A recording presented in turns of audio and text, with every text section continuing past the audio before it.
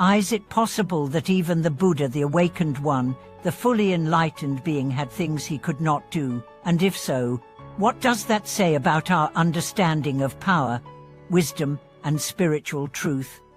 Welcome back to the channel. Today, we are going to journey into one of the most profound and misunderstood teachings in Buddhism, what are known as the 3 impossibilities of the Buddha. Far from diminishing his wisdom, these impossibilities illuminate the very essence of Buddhist philosophy and our relationship with the path to awakening. Let's begin with a question that challenges the core of how we usually think about divinity. If the Buddha is enlightened, shouldn't he be able to do anything to reshape reality, to save all beings instantly, to remove suffering with a glance? This view is tempting. We long for perfect control, for guarantees, for certainty. But the Buddha, in his infinite compassion, taught us something much deeper, that even he was bound by the universal laws of karma, interdependence, and causality. So what exactly are the 3 impossibilities? The scriptures describe them like this. First, the Buddha cannot guide those who have no karmic connection to the Dharma. Second, the Buddha cannot liberate every single being in the universe or at once. Third, the Buddha cannot erase the effects of fixed karma, what's known as determined karma. Let's explore each one, not just as a metaphysical statement, but as a mirror to our own spiritual journey. The first impossibility: the Buddha cannot teach someone who has no affinity, no karmic seed, no openness to the teachings. This means that enlightenment cannot be imposed, it must be invited, it must be chosen.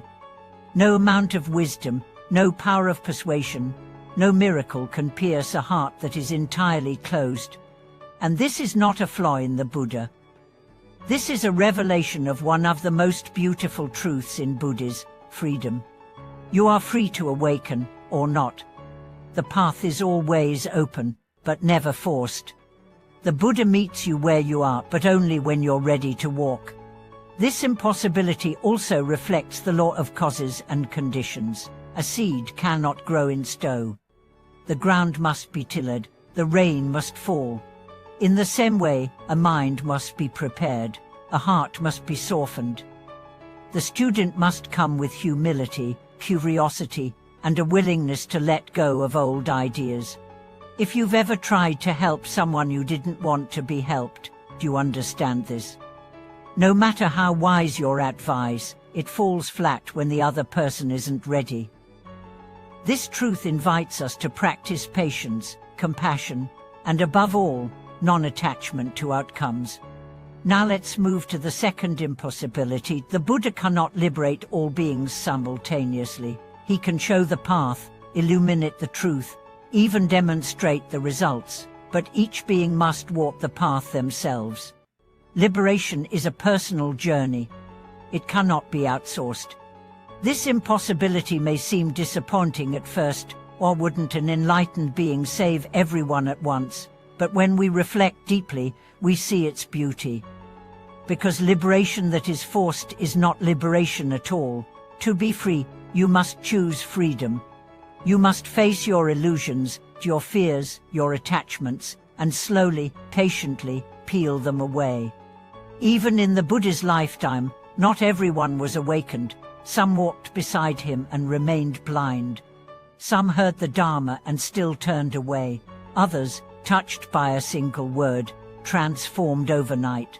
The difference wasn't the Buddha's message, it was the listener's readiness. This impossibility teaches us that there is no shortcut to transformation. There is no magical salvation that skips the work of inner change. You can chant every day, attend every teaching, but until you turn inward and confront your own patterns, the path remains theoretical. And yet, the Buddha never gave up. He taught with limitless compassion, knowing that even if only one seed sprouted, it was worth it. This teaches us how to serve others with love, but without attachment to results. With dedication, but without desperation. Now we come to the third impossibility. The Buddha cannot erase fixed karma, those karmic consequences that are already set into motion and must ripen. This is perhaps the most humbling of all. In Buddhism, karma is not punishment. It is cause and effect. Every thought, word, and action plants a seed. Some seeds sprout quickly, others take lifetimes. But once a seed is planted, it must bear fruit unless it is transformed through awareness and merit. Fixed karma refers to actions whose consequences are certain, usually due to their intensity or repetition. Even the Buddha, with all his wisdom, does not override these laws, not because he lacks power, but because he honors truth. Karma is not a system to be hacked. It is a law to be understood.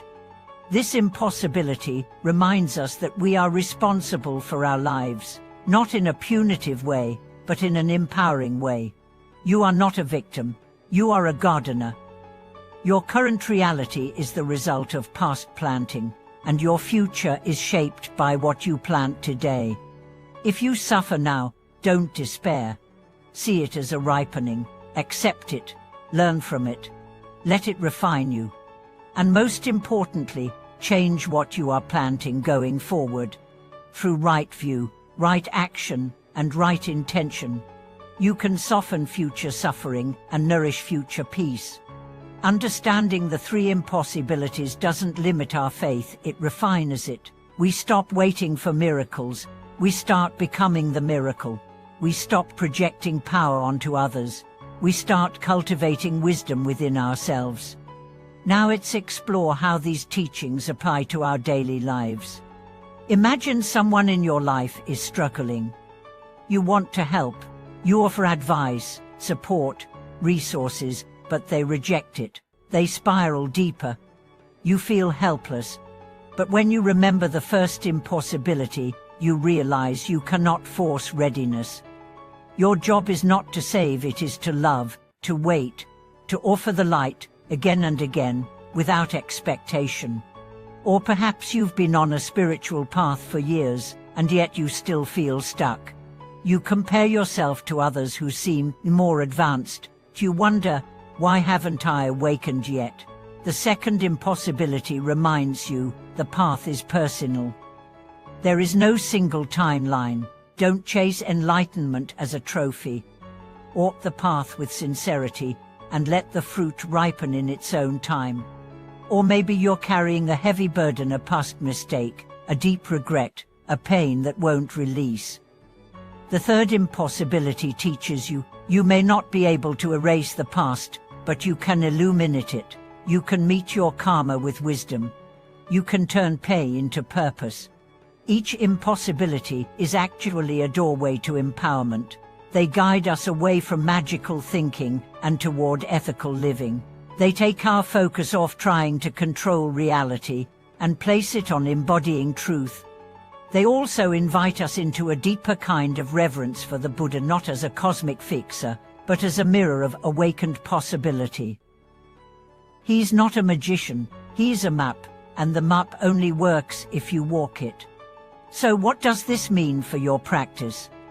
It means you can stop waiting for the perfect teacher, the perfect moment, the perfect state of mind. Begin now, as you are. Light your incense, open your sutra, sit in silence, and meet yourself. That is where the Buddha waits, not above, but within.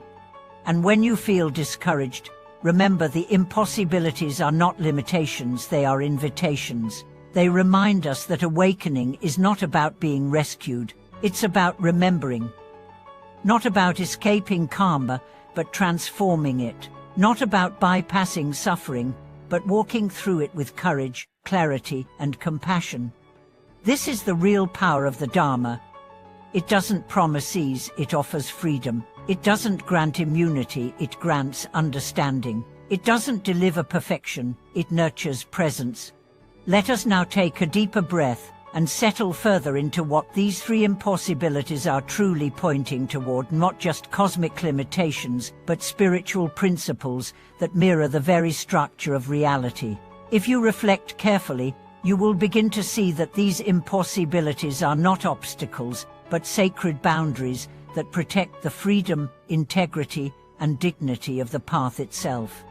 We often come to spirituality with unconscious expectations. We hope for rescue, for relief, for divine intervention. But Buddhism teaches us to turn toward responsibility instead. The Buddha does not intervene because he cannot violate the laws of nature. He does not coerce because he honors your agency.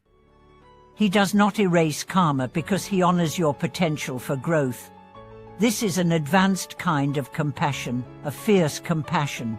It does not shield you from pain, but walks with you through it. It trusts you, and in that trust lies one of the most empowering spiritual invitations you will ever receive. You are not helpless. You are not broken. You are not waiting for someone else to fix you. You are a participant in your own liberation. Let's take a few moments now to explore the emotional impact of truly accepting these truths. What shifts when you stop wishing things were different and start practicing with what is? For many, the first change is grief. Grief for all the years spent waiting, grief for the prayers unanswered, grief for the longing to be saved. But if you stay with that grief, without rushing to cover it, you'll find it transforms into a deeper peace, the peace of realism, the quiet strength of knowing the ground beneath your feet. From there, a new kind of practice emerges, not one fueled by desperation, but by devotion. Not one that pleads for miracles, but one that cultivates miracles through sustained presence. You sit not because you're trying to earn favor, but because you want to remember your true nature. You chant not to bargain, but to refine your heart. You study not to accumulate knowledge, but to dissolve confusion. This is where the true power of the three impossibilities begins to blossom. They mature your practice. They call you out of spiritual infancy and into spiritual adulthood. They tell you, you are capable. You are already on the path. Now walk. Consider how this shift affects your relationships. When you stop expecting others to awaken on your timeline, you begin to hold them with more compassion. You listen more. You judge less. You no longer try to push or pull them. You simply embody your path and let them meet you when they're ready. Or think about your inner critic, that voice that says, I should be farther along by now. The second impossibility teaches you to let go of the timeline. Enlightenment is not a race. You don't need to compare. You only need to continue. One breath, one step, one day. And regarding your past, perhaps you carry the weight of heavy karma, mistakes made, harm caused, opportunities missed. You may wish it could all be undone, but the third impossibility tells you you don't need to undo the past. You need to meet it, to hold it, to learn from it, and most importantly, to plant something new in the soil where the old grew. This is not easy. It requires courage. But this courage is precisely what makes the path authentic. You are not walking toward fantasy. You are walking into truth. Let's now return to the image of the Buddha, not as a remote, flawless being, but as a fellow traveler who has simply walked farther. He knows the terrain. He's seen the traps. He offers a lamp, a map, a gentle smile. But he does not carry you. He walks beside you, and when you fall, he does not lift you against your will. He waits until you choose to rise. That waiting, that trust, is the purest love. So how do we live in alignment with this teaching? We begin by embodying the same wisdom. When others around us are not ready, we do not abandon them, but we also do not force them. We offer presence, not pressure. We offer light, not demand. We wait with open hands. When we cannot save everyone, we do not collapse into despair. We serve those who are ready. We bless those who are not. We hold space for the mystery of timing. We trust that seeds planted now may bloom in a season beyond our sight. When we cannot undo our past, we do not hide from it. We sit with it, we bow to it. We let it become compost for something better. We turn guilt into responsibility, shame into understanding, and fear into discipline. This is how the three impossibilities teach us not only what the Buddha cannot do, but what we must learn to do. They shape a worldview of radical humility, clarity, and responsibility. Now imagine what our world would look like if more people lived this way. Governments would serve without control. Teachers would guide without arrogance. Parents would raise children with patience instead of domination. Activists would speak truth without hatred. Spiritual communities would stop promising quick salvation and begin offering deep transformation. We would stop measuring worth by how many we convert, how fast we heal, or how dramatic the change. We would begin to value steady presence, quiet love, and truthful witnessing. And yes, you would begin to walk through life differently, more grounded, less frantic, less afraid of getting it wrong, more interested in showing up fully. You would stop outsourcing your power. You would stop waiting for signs that never come. You would realize the sign has always been here. It is your own willingness to begin. And every time you forget, you would return. That's all the Buddha asks. Return again and again, to the breath, to the body, to the truth. Let the three impossibilities become your inner compass. Let the first impossibility teach you patience. Some beings are not ready yet. Let the second impossibility teach you faith. The path is long but true. Let the third impossibility teach you responsibility. The past is fixed but the future is wide open. And in this understanding, you find a kind of grace, not the grace of intervention, but the grace of integrity, the grace that comes from being aligned with what is real. You don't need the Buddha to do what he cannot. You need to do what you can, and that is more than enough. Thank you once again for watching this video. I hope this reflection on the Buddha's three impossibilities gave you strength, insight, and a renewed sense of purpose. Please consider subscribing if you haven't already, and share this teaching with someone who may need to hear it. Drop your thoughts in the comments. What do these impossibilities awaken in you? What impossibility have you struggled with in your own journey? Your voice matters. Your presence here matters.